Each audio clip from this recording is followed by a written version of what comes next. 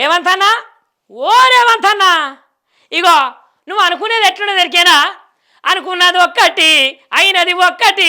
బోల్తా కొట్టిందిలే బుల్బుల్ పిట్ట, బోల్తా కొట్టిందిలే బులుబులు పిట్ట.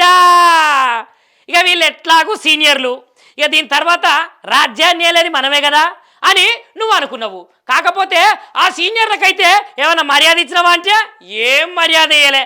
వాళ్ళు ఎడిపోతారు, ఈ పార్టీలనే పాతుకొని 40 సంవత్సరాలు ఉన్నారు. ఇక మనం ఏమన్నా పడతారు, మనం ఏం విన్నా కూడా వాళ్ళు ఏమన్నారు అని నువ్వు ఎంతగానో అనుకున్నావో గదైతే ఇప్పుడు బెడిసికొచ్చింది పో. ఎందుకంటే నువ్వు అంచె పడేటోళ్ళు, లేదంటే నువ్వు తిడితే ఓర్చుకునేటోళ్ళు ఇక కాంగ్రెస్ పార్టీలో ఉన్నారనుకుంటానవా? నీ వెనకమర్లా ఎన్నెన్ని మాటలు మాట్లాడుకుంటారో ఈ ముచ్చట్టాన్ని నీకు ఎరికేనా? ఒక్కవేళ కనుక నీకు తెలిస్తే ఇక కుదిబండ మీదెత్తేసినట్టే అవుతుంది. ఇక గట్లనే ఉన్నది సేమ్. ఇప్పుడు ఇక ఎన్ని కుట్రలు చేసినా, ఎన్ని కుతంత్రాలు చేసినా లాస్ట్కి అయితే ఉండేటోళ్ళే నీ పార్టీలు ఉంటారు. ఇక పోయేటోళ్ళు అయితే తప్పకుండా ఇక ఈ జీవన్ రెడ్డి సార్ వాళ్ళకైతే ముందుగానే వెళ్ళిపోతారు. ఎందుకంటే ఆ సార్కి అయితే ఆత్మాభిమానం ఉన్నది కాబట్టి, ఈ పార్టీలో నిగలలేకనే వెళ్ళిపోతున్నా అన్నాడు కాబట్టి తప్పకుండా సార్ ఏమంటున్నాడంటే ఈయననైతే కేసీఆర్ సార్ దగ్గరికి పోయిండు. పోయి అన్నా నన్ను దేవుడే పంపించిండే మీతోటి కలిసి పనిచేయమని. ఇక రాక్షస పాలన వదిలిపెట్టి ఇప్పుడు రాముని పాలనకైతే నేనైతే అడుగు పెడుతున్నా అని సార్ అయితే మాట్లాడుతుంటే ఒక్కొక్క మాట అబ్బా అబ్బా అబ్బా అబ్బా ఎట్లున్నది తెలుసా? రాజకీయాలనైతే ఒక చర్చాంశనీయంగా మారిందిలా. ఇక జీవన్ రెడ్డి సార్ అయితే సారు ఫామ్ హౌస్కు పోయిండు. ఇగో చూసుకోర్రి, చూసిరా రేవంత్ రెడ్డి ముఖము ఎట్లా మారిపోయిందో. ఇక గట్లనే వీళ్ళిద్దరిని చూసిరా, జీవన్ రెడ్డి సారు, కేసీఆర్ సారు ఎంత మంచిగా ఆలింగనం చేసుకున్నారు.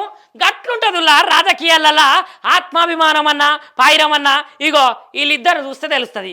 ఇక అందుకనే సార్ అయితే ఎర్రవల్లిలో ఉన్నటువంటి ఫామ్ హౌస్ కాడికి పోగానే ఏం చేసిందంటే కేటీఆర్ సారు ఆ జీవన్ రెడ్డి సార్ని అయితే ఆత్మీయంగా పలకరించి శాలువా మెడలేసి సార్ని అయితే స్వాగతించిండు. ఇక ఇట్లా స్వాగతించగానే భావోద్వేగానికి లోనయ్యి సార్ అయితే ఎంబటే సార్ను అత్తుకొని అన్నా అని ఉన్నది ఉన్నట్టు కడుపులోకి వెళ్ళి మాట్లాడినని చెప్పాలి. చూసిరా ఇక తెలంగాణ రాష్ట్రంలో అయితే ఇప్పుడు జరుగుతున్న రాజకీయాలు ఒక లెక్క, ఇక ముంగట జరిగేటువంటి రాజకీయాలు ఒక లెక్క.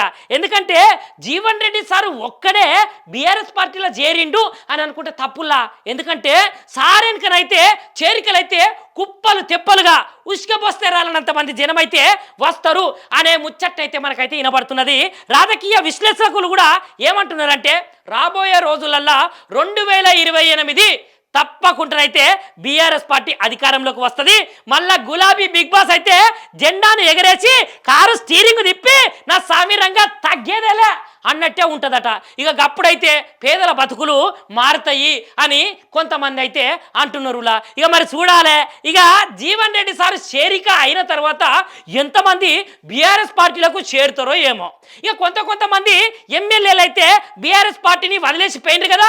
ఇక ఒకవేళ వాళ్ళు మళ్ళా మేము బీఆర్ఎస్ పార్టీలకు వస్తాం మొర్రో అన్న సుత వాళ్ళనైతే రానిచ్చేటువంటి గాతే లేదట.